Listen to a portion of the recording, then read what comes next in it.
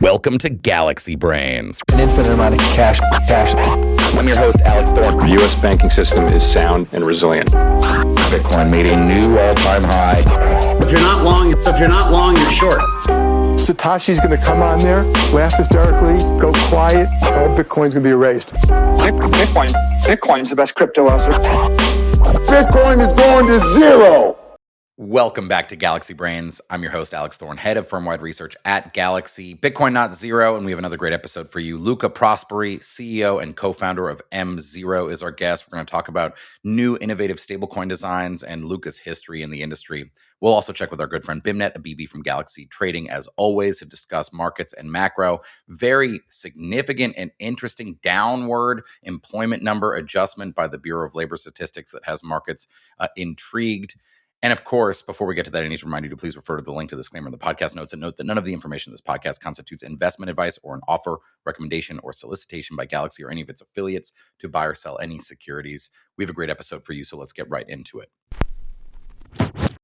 Let's go now to our guest, Bimnet Abibi from Galaxy Trading. As always, Bimnet, welcome back to Galaxy Brains. Thanks for having me. It is summer doldrums, but there have been a couple exciting things. Let's start with this Bureau of Labor Statistics downward revision. It's the largest downward revision in employment numbers since the Great Financial Crisis, 2009. This just hit this morning. We're recording on Wednesday, August 21st. What's your take on this? Was this expected? You've called out skepticism about the employment numbers in the past on this show. Yeah, it's very interesting to see the market reaction to the number. So the number came out at I think 812,000 jobs that were in the reporting that shouldn't have been, and so that's a big number. And to give you guys some context, I think last on-farm payrolls we might have missed by like 100,000 jobs, and markets went crazy. And so this is a pretty material number. Comes out to about 70,000 jobs per month. And this is March that were 2023 overrated. to March 2024, right? I think it covers March, April. Okay. Right, because the 12 months. Yeah. But no. So it's a big deal, and I think if I told you today that, or like a week ago, that we actually have 800,000 fewer jobs, you'd be like, that's a good amount, because we're normally adding like 200,000 jobs per month now. So that's literally like 4 months of healthy employment numbers just gone. And I think, given the focus of the Fed in terms of their dual mandate and now kind of being more focused on the labor market, it's very material from the standpoint that it's a number that the Fed can't ignore.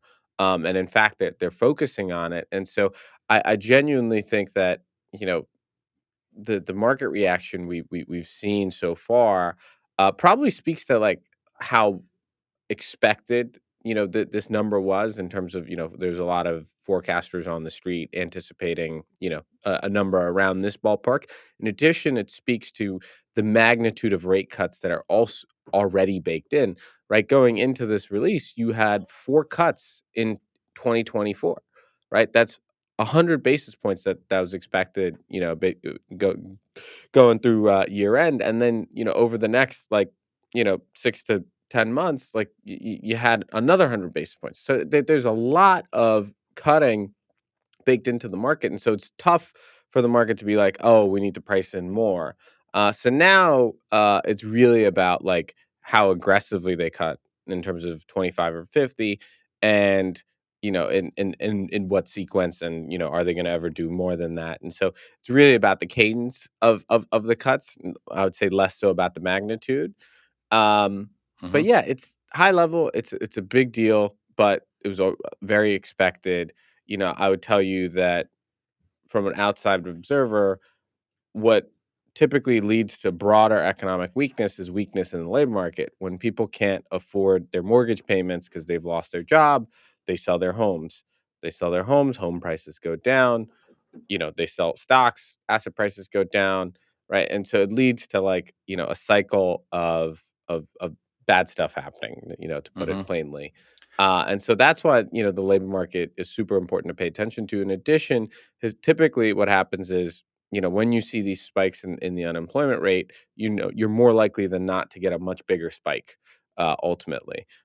Just let's just walk through like an example. Like if I lost my job, I'm going to go out to eat less. I'm going to use less services. Those companies are going to see the fact that I'm using less services, and then they're going to hire less, right? Or they're going to lay off staff. And so typically, when you have unemployment starting to tick higher, there's a very strong feedback loop into the real economy. Yeah, that makes sense. It is one of the most important parts of the economy. What else are you looking at? We talked about the yen carry trade last week on the show. I've seen some bank coverage that sort of at a high level, a lot of it they have unwinded already, but you've been saying in general, like there'll be plenty left to Yeah, unwind no, over I time. mean, Mex yen was the most popular yen carry trade as we've discussed. And that thing is was moving a lot lower over the past couple of sessions. And that's just, from continued unwinds. And you've started to see a little bit more two-way price action in dollar yen as well. So you're starting to see a little bit more unwind, but in the face of that, you also have people adding to the trade or fresh longs coming in because it is still, relatively attractive from a Right. carry Japanese slash rates yield are still standpoint. quite low, right? Yes, exactly. And so folks are just, they might be putting on the trades and using other kind of risk management tools to kind of mitigate some of the tail scenarios. But some folks are re-engaging, other folks are still unwinding. But Yep. I still don't think we're through it all per se, but there's a chance we could be. Um, Outside of that, I'm paying super close attention to the price action in gold. We're at all time highs. It's not accelerating higher, but the fact that it just continues to grind higher, it's supported by, a dollar that's been weakening lately. If you've seen euro go from, 107 to almost 111 now, dollar yen had the big move. So you've had a pretty decent dollar sell off, and that's helping gold. Risk sentiment has been okay. S&P has rallied back pretty close to the highs once again. And so, and given kind of the lack of allocation to gold in terms of just, looking at, large asset managers, family offices, et cetera, like that commodity exposure is still super low in a lot of portfolios. And Hmm. this thing is at fresh all-time highs. And so, it looks super compelling to continue, particularly if you are going to have a very dovish Fed. And then the last thing I'm kind of paying attention to is just this kind of real yield dynamic where you have forward interest rates or where folks expect the US to land in terms of a terminal interest rate is around 3%. That's where the one year forward is, 2-year, 1-year forward is. And then when you look at inflation break evens, they're expected to be around 2% now. And so you've got a dynamic where the real yield in the economy, not spot, but on a forward basis is, pretty close to like this 1% area, and so that's pretty low. And I just I struggle to see kind of, a dynamic where it doesn't we don't start to price out some of these cuts, and we don't start to see that real yield kind of move a little bit more. So it's a tough place. Yep. But yeah, some would argue that, if you are like genuinely concerned about an economic downturn, hard landing, you should be, rates should be neutral or real yield should be close to zero. Hmm. And that's, kind of, more accommodative. Other folks would argue that there's enough kind of two-way risk to the inflation dynamic where, you're meant to keep real yields a little bit positive. And so, that's another thing I'm paying attention to. Other than that, Yep. geopolitical risk is always, at the forefront. And, I do think there's some peace talks happening that could go well. So, you might actually have a positive catalyst on the geopolitical risk side for Well, that would once. be nice, given all the turmoil that we've seen in a variety of regions. Bimnet, you were talking about S&P and stocks, back near all-time highs, gold at all-time highs, but yet Bitcoin still well below its prior all-time high. I mean, not, as we talk now, around 60K. We've seen one of the downward pressures on Bitcoin has been a significant amount of overhang unloading, right? Obviously, Mount Gox distributing from June and July, and even yesterday a small amount. But you also had the Gemini Earn repayments. You had US government movements. Like, is that in your mind, once we get through an overhang, does Bitcoin sort of fall back into its sort of more normal long-term trajectory? Or how are you thinking about Bitcoin this summer? Yeah. So one, I would say that you're in a period of illiquidity. It is the middle of the summer, and so I think moves in either direction, tended to be exacerbated. I think the market is still digesting a ton of the stock supply. Although it seems like there's a lot of folks that aren't selling, and if they are selling, they're very methodical, and it's just not like a hit the market like the German government. Hmm. And so there's the supply dynamics haven't been that favorable from the Bitcoin side. In addition, the demand side of things from the ETF buyers as well hasn't been there. And I think that speaks to just like a lack of a good narrative at the moment, right? Bitcoin, when you had the strong narrative of Trump being a pro Bitcoin candidate, speaking at the conference, etc. When his polling was really good, that was a strong catalyst that got people back into Bitcoin, believing in the story, and really putting risk on. But ever since then, because his numbers have waned a little bit, and you've gotten more negative supply headlines, you've kind of seen Bitcoin take a back seat, and there's nothing really for market participants to be like, oh, I'm going to buy it because this event is happening or because of this story. And so it's a little less clear as to like you know w- what storyline people are buying into to buy Bitcoin right now. Obviously, they're the big long-term structural theses that are around every day. But in terms of what gets priced back to kind of that 70K area, or at least reasonably off of 60K, I do think you need a positive catalyst. That catalyst could come in the form of risk assets just ripping, and Nasdaq making fresh highs, S&P making fresh highs, gold making fresh highs, and then folks will be like, "Oh, okay, I really need to own risk assets because those are really performing," and they'll look at Bitcoin as one of the ultimate risk assets in the market. And so I do think you can have like a drift from the broader macro, but again, in terms of something specific to Bitcoin, it's really tough. Um, Hmm. like one of the things we've had recently is Sailor has been buying Bitcoin, so that's some positive flow. We've seen one of the publicly listed miners in the U.S. Announce a $250 million purchase as well. So there are still positive kind of demand dynamics out there. But it's tricky. And then you've got the government moving around Bitcoin, and Yeah. they own $13 billion worth of Bitcoin. So it just doesn't make you feel great about owning it. And then on top of that, you still see consistent overriding flow, and so it's going to be tough for us to really kind of escape, because there's just always so much supply of spot and vol. When you get those spot up vol up moves. Yep, yep, that makes sense. We're in a range. We feel like we're in the range. There are Bitcoiners who are called the 58K gang from all the way back in 2021. It's almost been pinned to 58K for a week or two now. Look, we're gonna be here. We're gonna be covering it, and we'll reconnect next week. Bimnet, my friend Bimnet Abibi from Galaxy Trading. Thank you so much. Awesome. Thank you for having me. Let's go now to our guest, Luca Prosperi, CEO, co-founder of M0. Luca, welcome to Galaxy Brains. Thanks for having me. I'm very excited because we are very interested in stablecoins on this show. We've had a bunch of people on that do stablecoin stuff. Stablecoins are a big deal in American policy. It's one of the main issues that's likely to have legislation.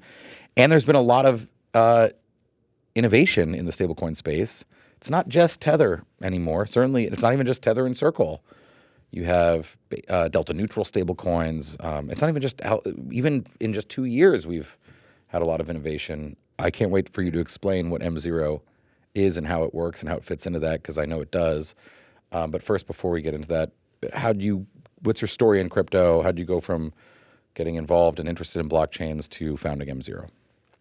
Yeah, I mean, I think mine is an interesting story. I mean, I guess everyone thinks their own story is interesting, but I'm a mathematician by background. I spent the first 15 years of my career in traditional finance. I used to be a consultant for banks, an investment banker for banks, a hedge fund manager investing in banks. and a private equity professional buying and selling banks. So that's the not so interesting part of my life. I think that at the beginning of I was playing with Bitcoin out of curiosity, but never got too close to crypto. Like at the beginning of the DeFi summer, things changed. And I think for a couple of reasons. The first one is, for the first time in my life, I saw that there was an attempt to actually change the back end of finance, not just the front end. You know, I used to be in financial institutions group in the investment bank, and it's the largest team, but nobody knows what we do, right? Because nobody knows actually how banks work, most probably. Not really. So it was for the first time that I saw like an attempt to change it. And it was like, these were the maker days, the compound days. It was also the Yam finance days. Yeah, it was a very fascinating time. It was. And I had free time because during COVID, the first week of COVID, I got diagnosed with blood cancer. And I had to step out from business and lock myself in a room for a year to do chemotherapy and try to save my life. So I decided, you know, I didn't like to stay idle and wait for destiny. So I was doing research, playing with protocols, starting writing my own research out of a Substack that became quite famous in crypto called Dirt Roads, and collaborating with some projects. Then I went on I came to the other side alive, and you can imagine I'm making a very long story short, but these things really change you. And I said, you know what, I'm done doing the old stuff over and over again. I actually want to participate to this revolutionary movement that is changing finance forever.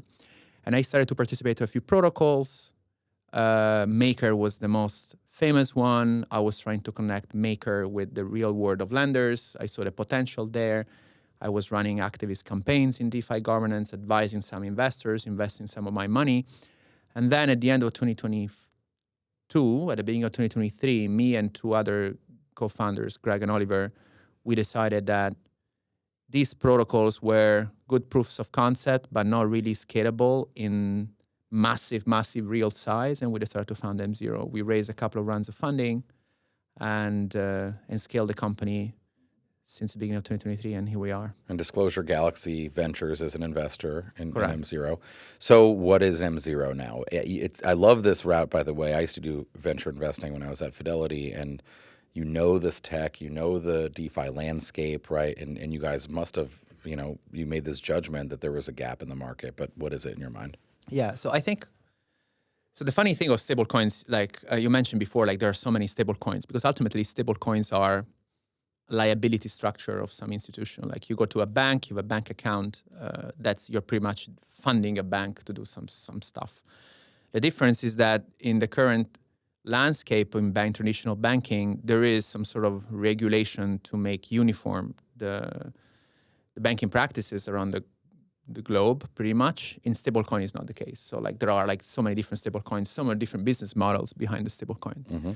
And some of them are not really interesting to me. Like, for example, like the Circle business, where you have a bank account that is storing cash, and then you have a digital token that allows you to do stuff within an ecosystem. What Maker at the time was trying to do was more interesting. They were actually innovating monetary creation. So you could actually pledge an asset in a repo type of facility and mint a subset of that asset in stablecoin form that you could use around the globe. So on the one hand, holders of ETH and Bitcoin could actually lever up their assets. On the other hand, users of stablecoin had a fully fungible, over-collateralized, transparent, decentralized stable to use around the ecosystem. That was very, very powerful intuition. But we thought during our Maker days that in order to scale it, you need to connect this protocol to the real assets of the large issuers outside of crypto, treasuries, for example, and others. But it was not really possible at the time because of tech, the governance, the characteristics of those protocols. And that's why we decided to launch M0. So M0 is a few things. M0 is a protocol that allows permission parties to come provide a proof of a reserve eligible, existing somewhere, and mint a stable coin that is over-collateralized and is the same across the network. It is a governance module that allows governance token holders to govern and control and oversee this ecosystem. It is an institutional governance module, so it's not a governance for retail. It's a governance that resembles more an on-chain consortium than a community. And then it's a tech company that creates tech products to allow people to come and connect. So in our mind, that's why we call it as a middleware. So in our mind, we are completely reinventing the way money is created. We are creating an infrastructure mainly on chain, hyper transparent, that allows eligible parties to come and connect, mint the same asset, smells the same, has the same type of underlying, is hyper transparent, daily or real-time attestation. There is a very sophisticated way of distribute yield around, across the stack, and we think this is going to be the infrastructure for stablecoin issuance and design of the future. So there's multiple institutional, I'm going to say issuers. Would you take issue with that question? Issuers? I guess. No, we call them minters. Minters. Okay, that makes sense. So you have one M dollar. Yeah. And we call it M. We don't like the dollar. We just M. One M asset type. It's fungible, to your Yes. point. And then let's say a big bank comes and they're an eligible participant. They're an eligible minter. What kind of collateral can they mint M with? Yeah. So I think that first of all, yes, a bank could come, but I think it's more interesting for non-banks that actually have connectivity to market makers, exchanges, fintechs. Yep. Okay. The eligible collateral types will evolve with time, most probably. We have a think tank that is going to analyze it. Today is U.S. short-term Treasury bills. Makes sense. Below 3 months. So, and that does no bank deposits. and only one type at the moment. Short-dated T-bills is what you're saying. Correct. Got it. So, and then that makes sense, by the way, inherently to me, because like Maker, with its different collateral types, there's different risk weightings and the LTV requirement, right? I mean, if you put treasuries in there and also Bitcoin has a much different volatility profile, right? So, but you could, yeah, with different requirements, right? And different. Now, do those minters, what do they gain from participating in this platform? I think a few things. There are a few reasons. So first of all, everyone would love to issue stablecoins, right? Because stablecoin is a very profitable business. I think you take Tether, for example. Tether is an incredibly profitable business. Obviously, it's not sustainable, but it's a 100% margin business. So they are funding their operations with a stablecoin where they are paying zero, and they are investing those assets.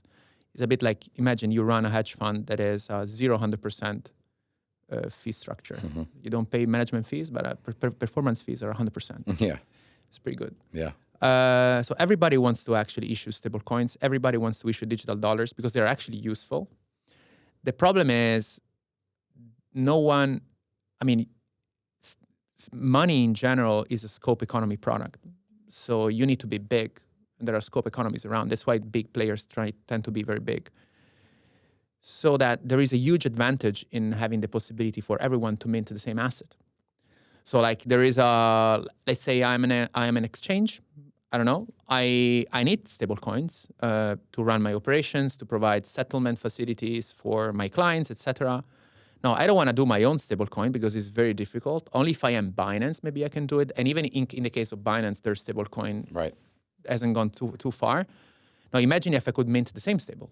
Like everyone is minting a hyper-transparent, superior quality Tether as a service. I see. This is very interesting. So everyone gets the benefit of the technology of the stablecoin. Yes. The fluidity, the blockchain speed and settlement, but also like the same one and the combined liquidity of it, I guess, right, as well. But also they all get the benefit of as if they had issued their own from a treasury and collateral standpoint. Yes. And they also, so that the margin, the interest margin that you can have between what you pay down to the stablecoin issuers and distributors and what actually you retain as asset yield, it's with the issuer. And actually there is also an interesting dynamic. Like, you have seen I can get very nerdy here, so I'll try not to, but you have seen like a long list of so-called yield-bearing stablecoins. That's right. The market says, okay, like there is Tether, it doesn't give any yield, Circle doesn't give any yield. I'm going to create a product that actually gives 100% of the yield to the users. It's not really a good product if you think about it, because the ultimate users doesn't really care about the yield. Who cares is the distributor, like the large holders. So that you have this phenomenon where everyone is trying to pay back the distributors with the yield, and is a race to the bottom. What we are doing with M0, what we're trying to do with M0 is just flip this completely. So imagine that you start with an issuer and you need to leave part of your margin because you need to mint the stablecoin, so you have to pay implicitly the protocol for it. But the more liquid the stablecoin becomes, the more utility the stablecoin gets, the more you can widen the spread between the asset and the liability. Right.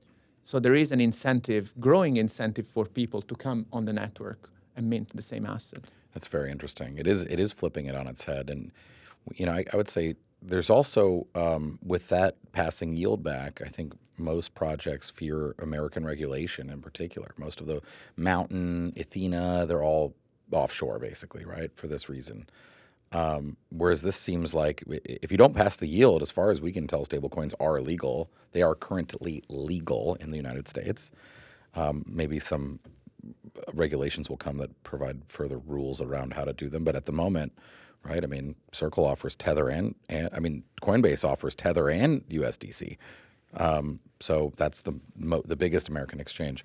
I think another question I have for you is now, okay, so we have this, it is a different type of setup for a stable, but it sounds like, it's going to be collateralized by the same types of stuff that, say, Circle is collateralized with, at least in the beginning. Better. Yeah, better? Yes. Because more diverse minters?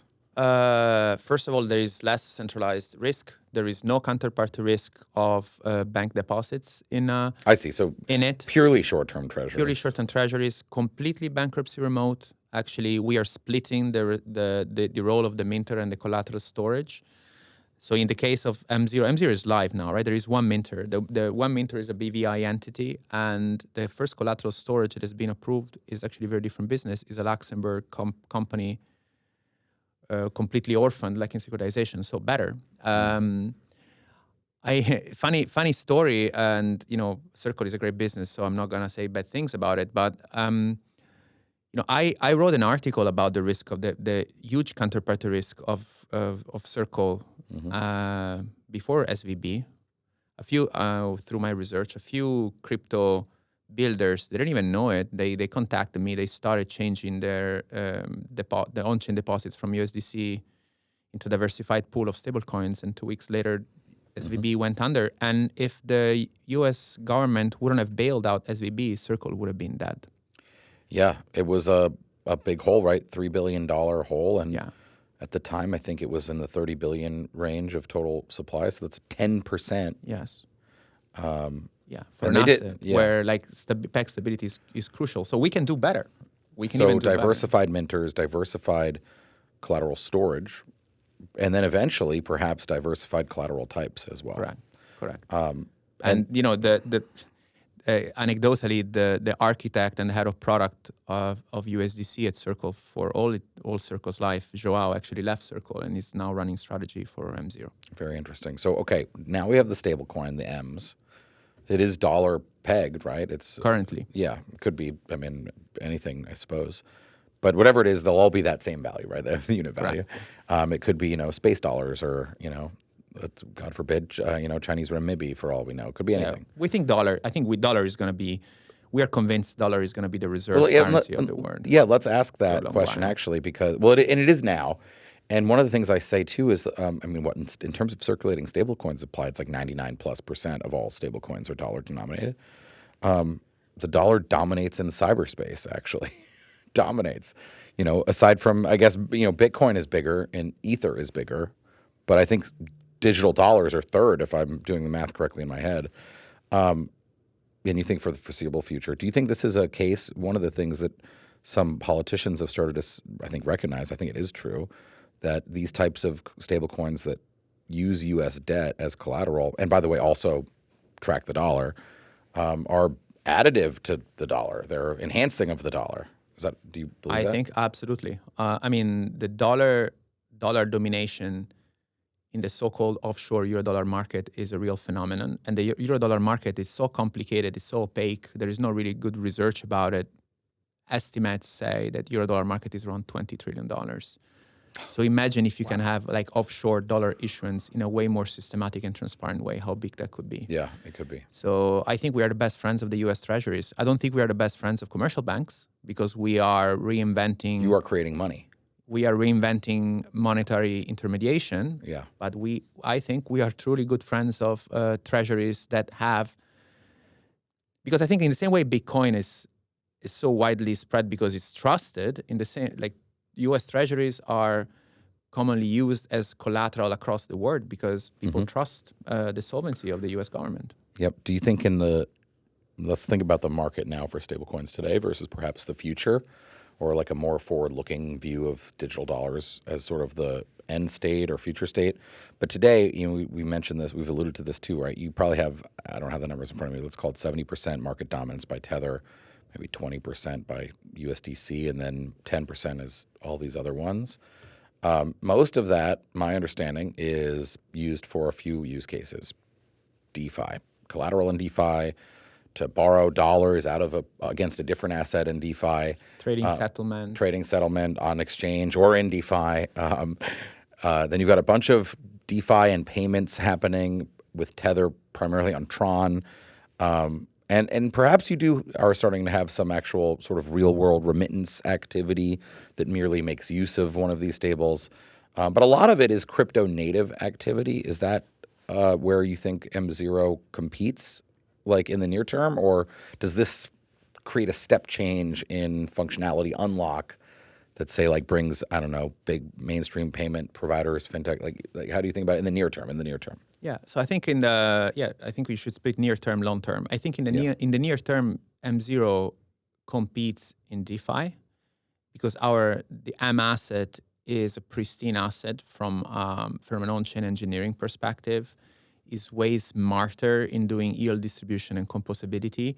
So protocols love what we're doing. But in the medium term, M0 competes heavily with anything because it allows anyone. I mean, think about it. Like today, Tether is making most of the money, and distributors and app layers are doing most of the work.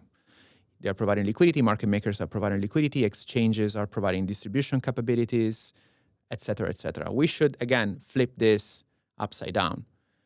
The minter in a future in our mind, the role of a minter comes with its own distribution.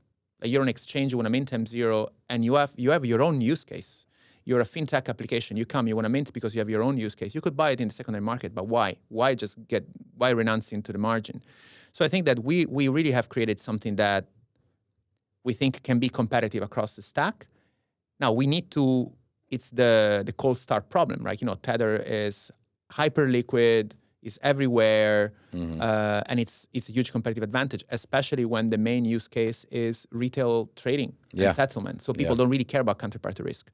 But in my mind, I mean, I think, so I'm a mathematician. I like very simple, like very high level reasoning. And, there is reductio ad absurdum type of analysis that there is no sector where a leader is capturing 70% of the market. So even if you think that Tether is going to go down to 20, 30% of the market, and most probably the stablecoin space is going to 10x over the next 10 years, there is space for 30 Tethers in this market, and Tether is making more profits than Goldman Sachs. Yeah. So there is space for 30 Goldman Sachs to be built from a profitability perspective in the next 10 years. And you think, would that likely be a diversity of stablecoin designs? Like, will we have or are some destined to just, on a super long time frame, and let's talk other aspects of the long term as well. But on this question, if, for example, Tether's business model, where they do very little, keep all of the yield to themselves, does that work in the long term, or does it get displaced by yield-bearing ones like delta-neutral ones, or other types, or collaborative ones? You know what I mean? What does the composition of those 30 look like in an end state in your mind? Yeah, I mean, I don't think we will have one design. I don't think we will have 30 designs. I think the main use cases, probably the cohorts of use cases, are probably 3, 4, and probably we'll have 3, 4 designs. Got it. I don't know, Circle will still be the best onshore digital dollar alternative for businesses and folks who want to transact in and out the US. Maybe it will stay like this. Tether will continue to dominate certain pockets of the space and others. So in my OTC wholesale use cases are going to be different. I think there will be 3, 4 between 3 and 5. If I had to guess a number, between 3 and 5 type of designs, Interesting. dominant designs. Yeah, what do you think about the delta neutral, like the basis trade based stables? Just as an aside, I mean, it's quite different than M0. It's also quite different than Tether and Circle. What do you think about? I just love your take on this as a long time observer. I think it's. I go back to think that stable coins are liability structure on the other side of a balance sheet of some sort of asset strategy. That's what it is. Now, the reason why people are trying to market these liabilities as stable coins is because they are inherently giving utility to this product so that they can actually pay less the liability holders at what the market would ask for. I see. So it's a good marketing tool to market your liabilities. And I think the Athena guys and Guy and the team have done a phenomenal work in structuring it. No, I don't think that trade scales. I think scale it's its enemy. I see. And I think to be dominant in the stablecoin space, you need to scale. So I think the basis trade, even in the case of Athena, I believe that the basis trade, if they continue to be successful, will be one of the many strategies of their own asset side of the balance sheet. I see. That makes sense. And the more they pile in, theoretically, like the weaker, or the more, I should say, the more dominant they become inside that trade as a percentage of everyone performing that trade, like it should inherently collapse, right? Yes. I mean, size is your enemy in the basis trade. Right. So if they do become big, then they kind of undermine certainly the yield that they could gain from it. The yield, not only the yield, because like the basis trade is you accumulate positive yield, and then there are corrections at the times when the market flips. Mm-hmm. So if the trade becomes very crowded, that positive spread narrows, and the correction actually becomes more severe. Yeah. And this is not the first time. Basis trade has been in finance forever. Basis trade in emerging markets has been there are books written about. Yeah, it. and I think Athena does both Bitcoin and ETH basis now, if I recall correctly. And funding has been positive, basically almost always for those two assets. So the trade again, except for some extremely risk-off, volatile, and like right around the FTX collapse, for example, like funding goes negative there. So it couldn't work, but again, yeah, it's an interesting point about scale. In fact, that's how we've thought about stablecoins even before this newer round of the last year or so of innovative stablecoin designs. Algo stables, very scalable because there's nothing there really, right? But volatile, risky, et cetera, right? Collateralized with treasury stables, scalable. If it's treasuries, technologically simple, but cost ineffective, right? Like very huge capital requirement to scale it, right? The whole sort of list of trade-offs here. Let's talk about the use cases for stables. And you said DeFi and M0 will be a competitive player in the current sort of market and uses of stables. But I'm assuming you guys didn't build this to play for a piece of a $150 billion market. What is the future of stablecoins in your mind? Who's going to be using them and why? Yeah, so DeFi is very small, as you said, right? Like even I think it's about 150 billion in circulating supply of stables total. Yeah, so which is probably 1/7 of JP Morgan's balance sheet alone. So it's very small. Yeah. I don't know the right numbers. I think it's something like that. It is small. That is small though. Now, I love DeFi personally. So I really hope that DeFi is going to get bigger and bigger because it's a phenomenal platform shift for finance. And when anyone who has worked in large financial institutions knows for a fact that there are so many ways we could improve financial intermediation. So I love DeFi. I hope DeFi will grow. And I think that I hope that more and more what will be important is solvency, composability, and certain characteristics instead of off and on ramp. In my dream, the crypto economy gets larger and larger, and people become less and less worried about going from fiat to crypto back and forth all the time. But obviously, this isn't. It's a dream in the next 10 years. But that we're building for that future. Now, we also think that the stablecoin market. I'm convinced the stablecoin float will go beyond $1 trillion. You see it, we talk a lot, like you mentioned, remittances and payments. I think 30-40% of funding from venture investments investors is done in stablecoin form. Because if you are a crypto company, it's very difficult to be banked. Not only for the good reasons, also for the bad reasons. Like it's difficult. You're international. You're everywhere. It's complicated. Try to explain a bank. It's payments is the same. And I think for remittances, like people are super interested in using stablecoins. Builders. Now, every business that builds on stablecoin now has different requirements compared to stablecoin users in the past. When you mentioned Tether, people love Tether because Tether has very narrow spreads when you trade. Yeah. Now, if you're creating a fintech wallet application in Brazil, I don't know, that provides dollar-denominated financial services to your clients and remittances and payments, you have a lot of float on your app. And you don't really want to run counterparty risk because you're exposed to the counterparty risk for a long time. So the needs are different. So I think that, I mean, you've seen the previous generation of fintech. It was like a very nice, like I remember like when I used to live in London and I actually went to the pitch at Google Ventures, Google Incubation of Revolut back in the day.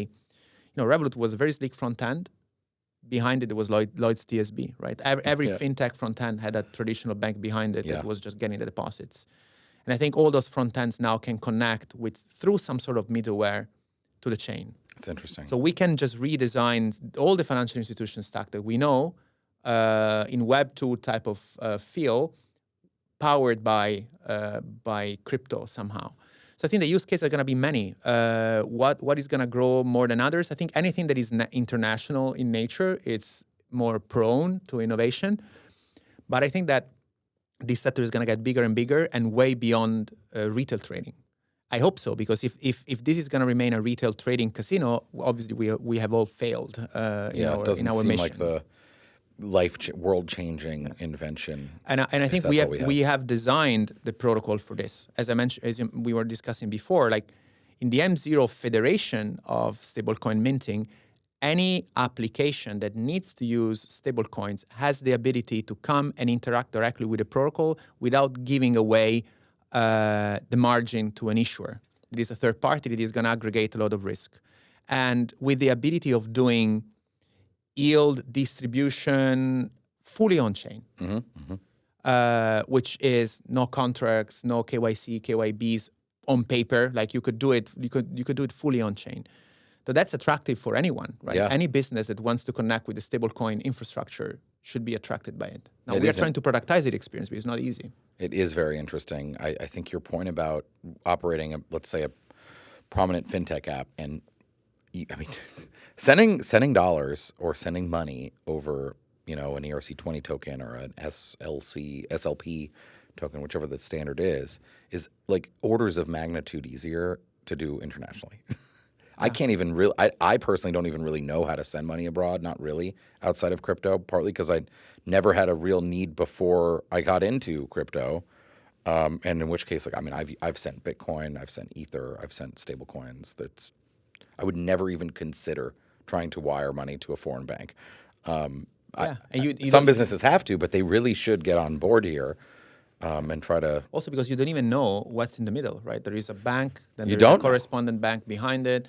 And I think they don't tell you really. And if one gets lost, I'm told, can take a long time. You don't even know how long necessarily. You don't even know. And they can't really tell you why. Yeah, they don't really. They don't know where it is. No. I've seen Swift payments go missing and then just appear, and no one really knows where. No, and there's cost to that too, right? There's time, opportunity cost, but there's also they take float. They take the interest income, the overnight float. They take the intermediaries don't want to give this up. But I also like your point about the counterparty risk. Why not be the minter yourself? And I think that there is always the argument that those who use stable coins are trying to avoid compliance and anti-money laundering. And I think this is disingenuous because there is nothing more transparent than blockchain. And I think that we just should do compliance differently with different tools. Like, I used to work in a large bank. There were very large compliance departments. Now, I'm not sure that their compliance tests were the most effective. Actually, I know for a fact because all those banks get fined because of that. And I think we could do way better in terms of tracking, in terms of transparency of payments, et cetera. We could do it. We just need to rethink the way we do it. And I give an example in the M0. So M0 went live on mainnet, on Ethereum mainnet, a few months ago, like 3 months ago. We have like $30-40 million of TVL. We're not even advertising it because we're actually building for a way more ambitious future. But currently, the M0 stablecoins have on-chain daily attestation of the underlying reserves at the QCIP level available every day. Minters need to get external independent validation every day of the underlying collateral that exists with on-chain signatures. This is real. So Circle's, I think, at the forefront of the biggest ones in that they include QSIPs in their whatever monthly or quarterly letter. It's a PDF that they produce. In M0, if you want to be a minter and you don't want to get penalized on chain with penalty fees, you need an external validator who's also approved by governance to provide daily attestation on chain with on-chain signatures of the underlying reserve. Okay, so theoretically, I'm business X and I want to be a minter, and I say, okay, read the docs. I talk to or go into the governance of M0, and I say, okay, if I deliver 90-day treasuries or less, they'll let me mint. And if I'm approved, but then they'll say, well, okay, but where are you going to store those? And I say, okay, well, I'm going to store them at Fidelity Investments. Let's say they say yes. We are Fidelity would have to sign. No, we are actually more sophisticated than that. So we have actually, for example, already published a document that is called Adopted Guidance, where we provide very detailed guidance on how a minter should be structured, what should be the relationship with the collateral storage, what type of contracts there should be between a minter and SPV operator. We wrote those contracts with lawyers, and we will completely open source. You have the template contracts and everything. Exactly. Oh, so we would say, oh, this is how to become a minter, legally speaking, how we would structure the entity that does the minting. To get approved by governance. To get approved by governance. And also, we need to find a custodian for the collateral assets, and this is what it should look like, and here's what the relationship between. Correct. Here's the contract we should sign with the custodian. And you need to find you need to get validated with an independent set of validators, which is different from the custodian and different from the minter. Very. So is a third control check. The validators today. It can be the validation logic can be arbitrarily complex. Today, the validator is a company that has the rights to look through APIs that we have designed into the securities accounts and see the events and sign it. Mm-hmm. But that validation quorum can become arbitrarily complex. It might be 2 out of 3. It can be like a complex chain link type of proof of reserve and everything. And it could probably look at not just securities custodians, if you had other assets as well, right? So you could have Bitcoin custodians that say, well, this minter actually, third of it is Bitcoin. So their mint capability is lower because it's more volatile than if it were just cash equivalents. But also, because it's Bitcoin, I store it at 3 different custodians. So, and they're all approved, but they all have to go through, your validator has to have access to all of them to query them for the proof of Bitcoin reserves every day. And like 2 interesting additional phenomena. So the validator, in order to be chosen, because they provide trust, they have the incentive to improve their tools. Like, Chronicle Labs, who has been historically the main Oracle provider in the Maker ecosystem, has asked for approval to become a validator in the M0 ecosystem. I won't be surprised if they were to start doing their own dashboards to query independently the reserves of the M0 ecosystem or specific minters in pure crypto, open source, composable mindset. And also, there is the incentive for the minter to get the validations, because if the minter doesn't get daily signatures, the minter starts accruing penalty fees, which are more expensive than traditional fees. So it's going to be more expensive for them to close the trade and just get access again to their reserve assets. Got it. And this is already existing. That is, we have already built. It's already live. It's very interesting. It is a very interesting setup. It sounds very safe. It sounds, frankly, kind of difficult to become a minter or a custody storage provider, which I suppose is by design, right? I mean, it's not. Yeah, in our mind, we don't think the M0 ecosystem. Who knows? But the M0 ecosystem will have, given the current tech, will have 1,000 minters. I think in the next 2 years there will be 10 minters, right?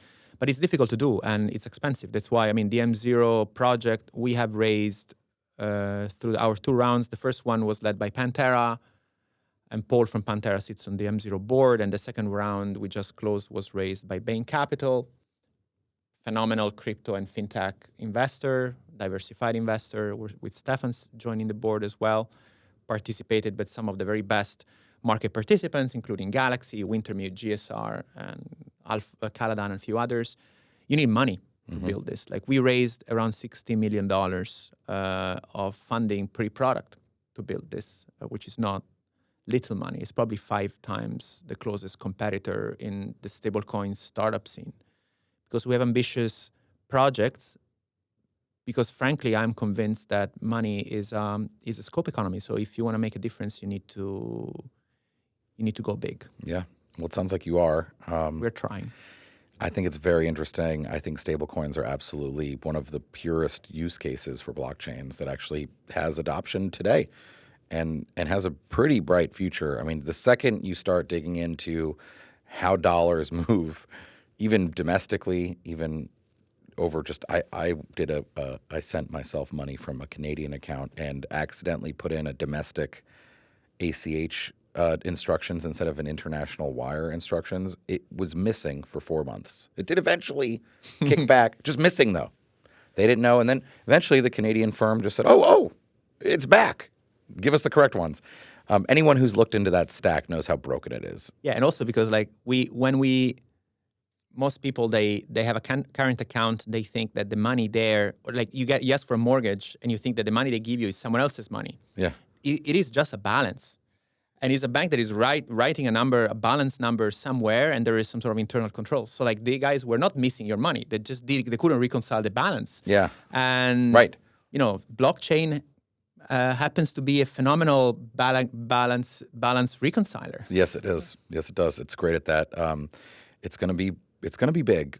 No matter what it's tracking. I think your point was well taken there too. Whether it's, and I don't suggest it would be not dollar, but it could be a CBDC. It could be a different type of dollar. It could be Bitcoin. Most probably a combination of all those. Yeah. Well, I think it's very interesting. Luca Prosperi, CEO, co-founder of M0. Thanks for coming on Galaxy Brains. Thanks again. That's it for this week's episode of Galaxy Brains. Thanks to our guest, Luca Prosperi, CEO and co-founder of M0, and our friend Bimneta Bibi from Galaxy Trading, as always. Everyone have a safe and happy weekend, and we will catch you next week.